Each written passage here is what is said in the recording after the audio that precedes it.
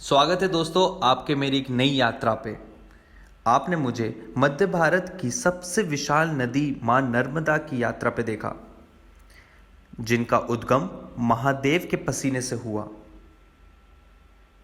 अब चलते हैं गौमुख देवभूमि उत्तराखंड, जहां भारत की सबसे विशाल नदी उद्गम हुआ है। परंतु इसके पीछे कहानी क्या है? मां गंगे का उद्गम कैसे हुआ?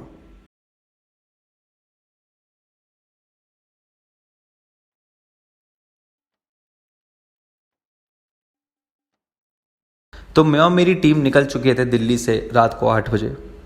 6 घंटे की यात्रा करके हम पहुंचे ऋषिकेश उत्तराखंड, जहाँ पे माँ गंगा पहाड़ों से होकर प्लेन्स में आती हैं। तो माँ गंगा के नगरिया में आने के बाद अब मुझे इनके पीछे का रहस्य और वो कहानी जाननी थी जो मुझे सत्य की ओर ले जाता है। तो मैं और मेरी टीम अब तैयार है एक नई कहानी और एक नई यात्रा पर जाने के लिए।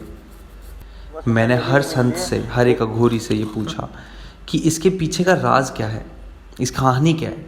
तो इन्होंने बताया ये बात चली आ रही है सतयुग से, जब पहली बार माँ गंगे का इंट्रोडक्शन हुआ था। अब सतयुग में सागर मंथन हो रहा था। सभी देवता और असुर सागर मंथन में लगे हुए थे। देव आदिदेव, महादेव, विष्णु, ब्रह्मा सभी प्रस्तुत थे। तो उस सागर मंथन में से कुछ चीज़ें निकली जो असुरों को मिली, कुछ चीज़ें निकली जो देवताओं को मिली। बट उन्हीं चीज़ों में से एक चीज़ निकली जो किसी को मंजूर नहीं थी, वो था जहर। अब वो क्योंकि सागर मंथन से निकला है तो किसी ना किसी को तो लेना पड़ेगा। तो मेरे भोले भंडारी महादेव ने वो जहर अपने कंठ में उतार लिया। अब क्योंकि पूरी सृष्टि का जहर था वो, तो उनकी बॉडी में जाते ही बॉडी उनकी गर्म होने लग गई। महादेव अंदर ही अंदर गर्म होने लग गए। तो उनको अपनी गर्मी शांत करने के लिए यहाँ ऋषिकेश पे ही नीलकंठ महादेव के 6 किलोमीटर आगे झिलमिल गुफा पे आके उन्होंने तपस्या करी। तो बस मैं भी झिलमिल गुफा पहुँच गया। वहाँ पे मैंने महाराज से पूछा कि महादेव यहाँ पे आके कैसे शांत हुए। तो उन्होंने बताया कि यहाँ उन्हें ज्ञान हुआ माँ गंगे का, जिनका जल इतना पावन है कि सभी देवताओं ने जब गंगा जल महादेव पे डाला तो उन शांत हुए। अब माँ गंगा जिसमें इतना बल है कि महादेव को शांत कर पाए, तो मुझे माँ के पास जाना था। तो बस मैंने महाराज जी से बोला कि महाराज जी, अब मैं माँ से आज्ञा चाहता हूँ कि मैं उनके दर्शन करने के लिए उनके उद्गम स्थान गौमुख पहुँच जाऊँ।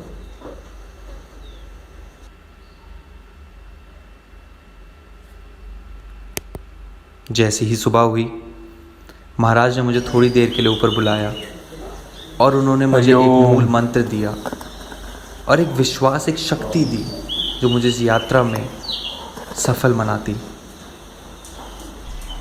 नर्मदे हर, मात गंगे हर, जटा शंकरे हर, नमः पार्वती पते हर हर महादेव। तो बस अब हम निकल चुके थे छोटे छोटे शहरों से बड़े बड़े शहर होकर, गली गली चप्पे चप्पे निकल गए इस कहानी के पीछे कि माँ के उद्गम स्थान कैसे और कहाँ और कब पहुँचा जाए, कौन सी वो तारीख शुभ है जब हम माँ के दर्शन कर सकते हैं। इस कहानी के साथ साथ क्योंकि अब मुझे माँ के बारे में और प्रसन्नता हो रही थी जानने के लिए, तो मैं अब उस कहानी के पीछे पड़ गया कि क्या माँ गंगे की कोई परिक्रमा है, और अगर है तो किसने करी है, कब करी गई है और क्यों करी गई है। बस इन्हीं कहानियों को शहरों से ढूंढते हुए पूछते हुए लोगों को अब मैं निकल चुका था गौमुख माँ के उद्गम स्थान। क्योंकि दोस्तों मैं आपको ये बात बता दूं कि जो भी मैं ट्रैवल करता हूँ, जो भी मैं सफ़र करता हूँ, वो जितने भी सफ़र होते हैं वो मेरे ज़ीरो बैलेंस अकाउंट पे चलते हैं। जितने भी मैं परिक्रमा, रिलीजियस, धार्मिक जितनी भी परिक्रमा यात्रा करता हूँ, क्योंकि विश्वास एक बहुत बड़ी चीज़ है और अगर आपको अपने भगवान पे विश्वास है तो उन पे ये भी विश्वास छोड़ देना चाहिए कि तुम्हें दुनिया की मोह माया से कोई इतना लोभ नहीं है। तुम्हें अगर जीना है तो वो तुम्हें ज़रूर खाना देंगे, शेल्टर देंगे, तुम्हें घर देंगे, छत देंगे। बस सच्चे मन से निकलो तो तुम्हें भगवान सब देते हैं। तो बस मैं और मेरी टीम इसी थॉट को लेके निकल रहे थे कि अगर हम एक धार्मिक यात्रा पे जा रहे हैं तो हम अपना आप को भगवान को संपूर्ण अर्पित कर दें। अब जो होना होगा वो देखेंगे। तो बस हम निकल लिए थे। 600 किलोमीटर है दिल्ली से गौमुख। तो मैंने करीबन महीने भर का सफ़र लगाया था। पर माँ की इच्छा ऐसी थी कि माँ को जल्दी बुलाना था। तो हम जैसे ही ऋषिकेश से पैदल निकले तो हमें एक ट्रक वाला मिल गया। उन्होंने बोला कि आप मेरे साथ उत्तरकाशी तक चल लो, मैं वहाँ तक जा रहा हूँ, मैं आपको छोड़ भी दूँगा। तो बस हमारा सफ़र अभी तक उन्हीं के साथ है। ये बात आप ज़रूर ध्यान रखिए कि जो भी वीडियो देख रहे हैं, अगर आप कभी पहाड़ के साथ आते हैं, पहाड़ियों पे चलाते हैं बाइक, कार, कुछ भी चलाते हैं व्हीकल, तो आप अपना ध्यान प्लीज़ सड़क पे रखिए, क्योंकि ये प्लेन एरिया नहीं है। यहाँ पे थोड़ी देर में ही गाड़ी खाई में चली जाती है और वो पतली रोड होती है, तो आपको एक परफेक्ट वे में चलानी होती है गाड़ी। तो उसका ध्यान रखिए और सफ़र आपका बहुत अच्छा रहेगा।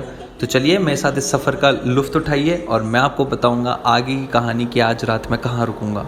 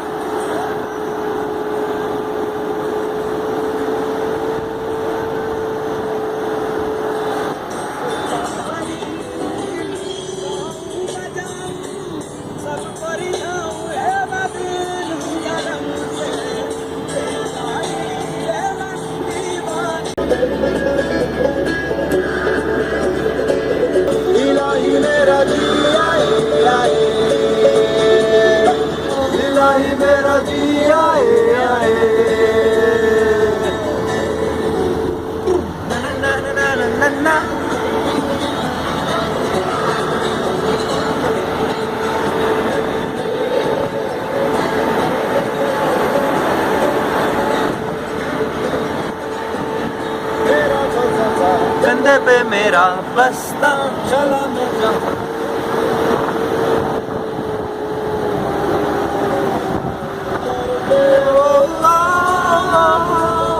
यही मेरा जिया है।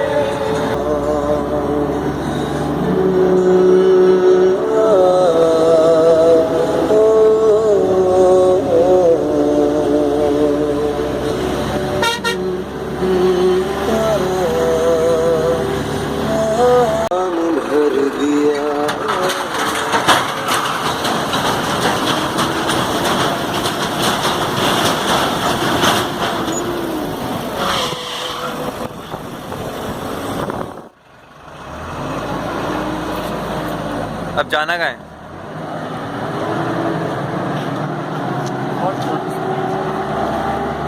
अब वो ढूंढने बैठो।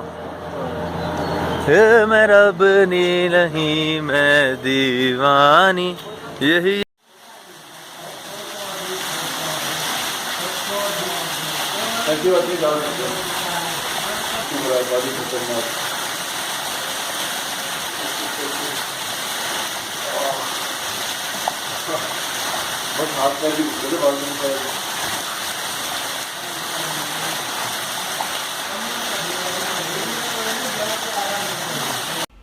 न जाने कितने रहस्य हैं इस देवभूमि उत्तराखंड में।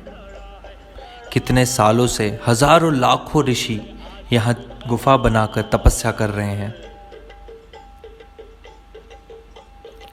दोपहर के 2 बज चुके हैं और अभी हम गंगनानी से निकले हैं।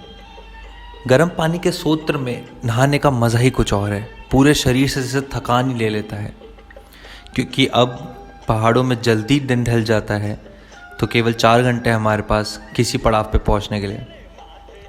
और यहाँ दिख रहा है कि हमें अभी 56 किलोमीटर है गौमुख पहुंचने में। देखो लगता तो है नहीं कि हम 4 घंटे में 56 करेंगे। तो कोई भी गांव देख के या कोई भी एक शेल्टर सहारा देख के हम वहीं रुकेंगे। देखते हैं पहुँचे ना पहुँचे।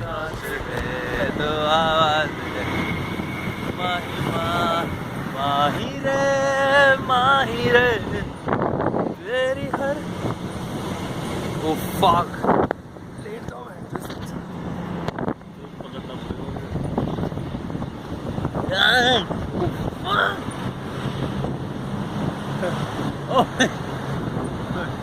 भाई छत पे बैठने की बहुत तमन्ना थी, पूरी हो गई।